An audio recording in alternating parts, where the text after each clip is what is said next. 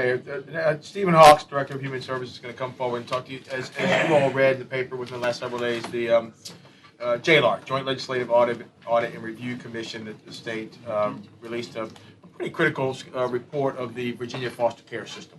And so I wanted Steve to come up, and obviously we have a very robust system. You've heard from Steve from time to time, and give you a sense of kind of, while that's a statewide report, sort of how it applies to us.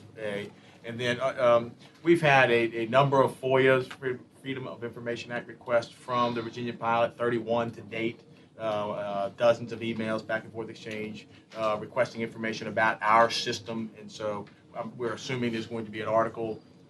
Don't have any idea what that article would say, but wanted Stephen to have a chance to stand before you and just tell you about our system and answer any questions you have. Mr. Hawks. Thank you, Mr. Smith. Good evening, Mr. Mayor, members of council. I do appreciate the opportunity to stand before you tonight and present factual information about our foster care program here in Norfolk. I'm pleased to tell you about our work in supporting more than 200 children that are in our care.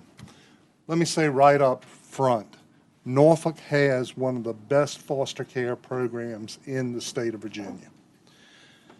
Instead of trying to give you a bunch of words that tell you about our goal in foster care, I'd really like to show you. That's our goal. We want every child to feel safe, secure. You can see that little smile, and happy. That's what we're shooting for every day.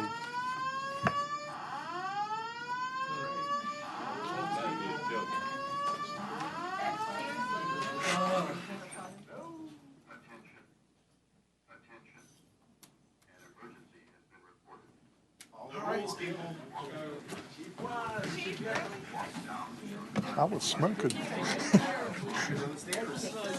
Everybody will be safe.